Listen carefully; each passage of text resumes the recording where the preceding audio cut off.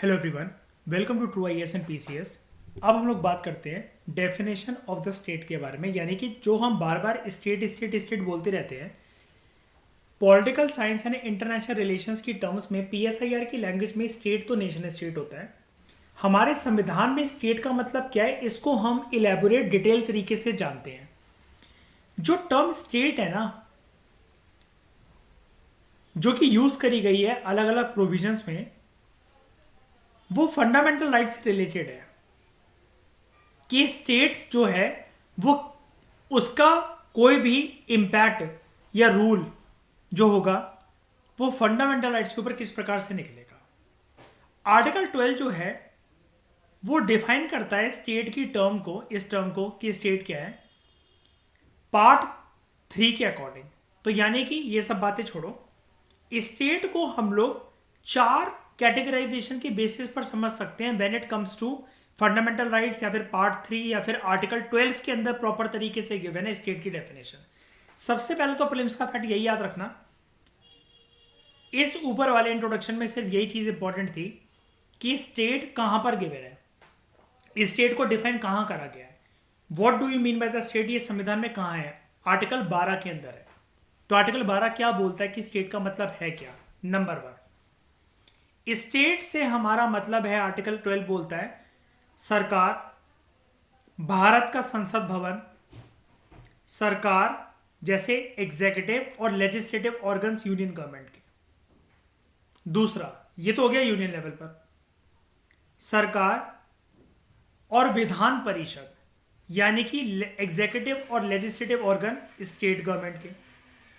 सारी local authorities जैसे जो भी municipalities, panchayat, district boards, improvement trust जो भी हैं, ये सारी की सारी।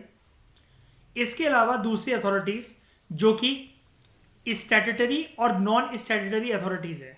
देखो, कोई भी चीज स्टैट्यूटरी वो होती है जो कि एक स्टैच्यूट से बनी हो। अब स्टैच्यूट का मतलब क्या होता है, एक्ट की मदद से जब भी कोई चीज बनती है तो उसे कॉन्स्टिट्यूशनल या पॉलिटिकल लैंग्वेज में हम लोग बोलते हैं कि ये एक एक्ट का मतलब होता है स्टैच्यूट। तो जो बॉडी एक्ट की मदद से बनती है, पार्लियामेंट्री एक्ट हो या फिर स्टेट लेजिस्लेटिव एक्ट हो, हम उस बॉडी को कहते हैं कि ये एक एक्ट की मदद से बनी है, तो वो एक स्टैट्यूटरी बॉडी बन जाती है। और जो एक्ट के अलावा एग्जीक्यूटिव एक्शन से डायरेक्टली बन जाती है, सरकार है उसने बना दी कोई भी ऐसी बॉडी, कोई भी ऐसी मिनिस्ट्री, हम उसको कहते हैं नॉन स्टैट्यूटरी अथॉरिटीज।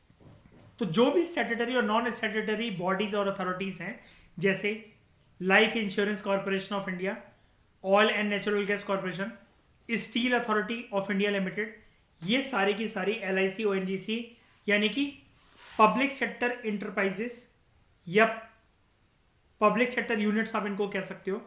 इस प्रकार की जो स्टैट्यूटरी है या नॉन स्टैट्यूटरी बॉडीज हैं जो कि प्रॉपर तरीके से क्लासिफाई हैं, ये स्टेट का पार्ट है। तो आप देख रहे हो, आज के बाद आप स्टेट की डेफिनेशन सीख गए कि आर्टिकल 12 में, वैसे तो नेशन स्टेट का कंसेप्ट IR में किसी और ढंग से बोला जाता है, उसका मतलब होता है कंट्री, ठीक है, जिसका एक डिफाइंड पॉलिटिकल टेरिटरी हो।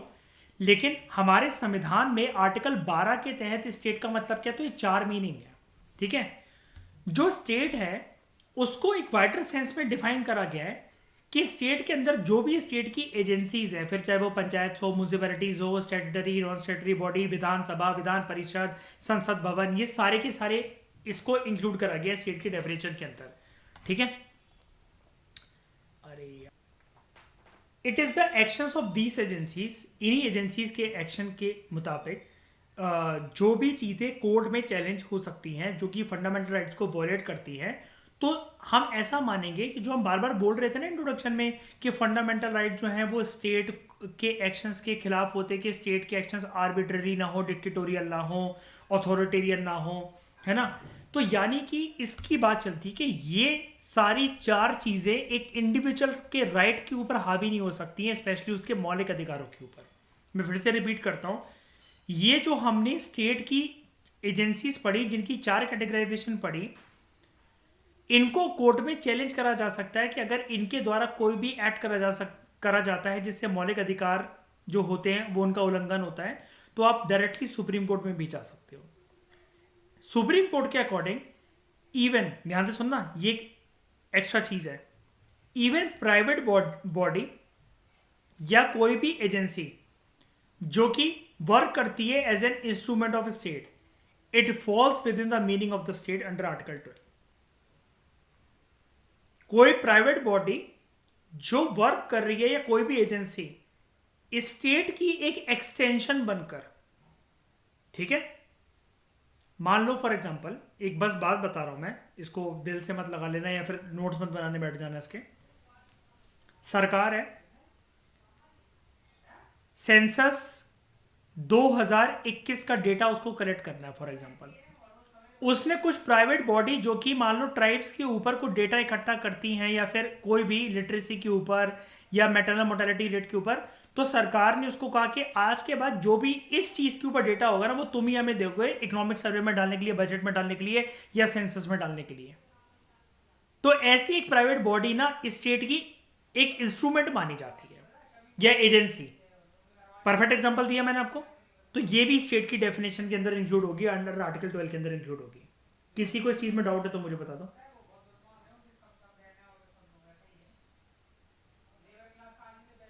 बताओ ऊपर कहां पर, कहां पर, कहां पर? ये वाली कह रहे हो 10 स्टेट हैज डिफाइंड।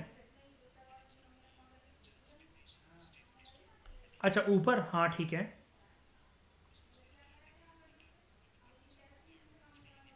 हाँ मतलब ये, मतलब मैं वही बोला ना आपको कि आर्टिकल 12 से 35 या फिर आप इसको पार्ट 3 कह लो, तो वो कह रहा है कि आर्टिकल 12 इसी का पार्ट है फंडामेंटल राइट्स का। तो वो कह रहा है जो स्टेट जो इंक्लूड है ना, अब ये पूरे के पूरे आर्टिकल और ये पूरे का पूरा पार्ट किससे रिलेटेड है? ये हमारे संविधान में फंडामेंटल राइट से रिलेटेड है, फंडामेंटल राइट से रिलेटेड है ना। तो वो कह रहा है कि आर्टिकल जो 12 है ना, it is mainly concern with the fundamental rights, यानी कि आर्टिकल 12 को हमें डालने की संविधान निर्माता को इसलिए जरूरत पड़ी ताकि स्टेट को डिफाइन करा जा सके और स्टेट को फंडामेंटल राइट से कनेक्ट करके डिफाइन करा जा सके, इसलिए डालने की जरूरत पड़ी है। ये क्या है वो? नहीं नहीं नहीं नहीं, हाँ मैं हाँ समझ गया। मैं इसलिए बोला था कि इसको छोड़ दो, इंपॉर्टेंट नहीं है, क्योंकि आप सोचो कि क्या पता फिर पार्ट 6 में या 16 में कुछ और डेफिनेशन हो स्टेट की।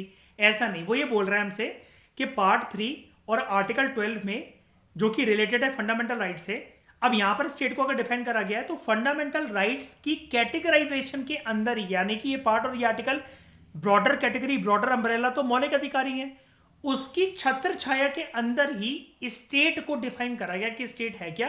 क्योंकि फंडामेंटल राइट्स का उल्लंघन, वॉयलेशन या उनका एक्सटेंशन, उसका लिंक हमेशा, उसका परिणाम और उसका खुद का इंपैक्ट होना हमेशा it will go in accordance with the regulations and laws of the state. State से पक्का वो छूकर गुजरेगा वो। अब समझ में आ गया?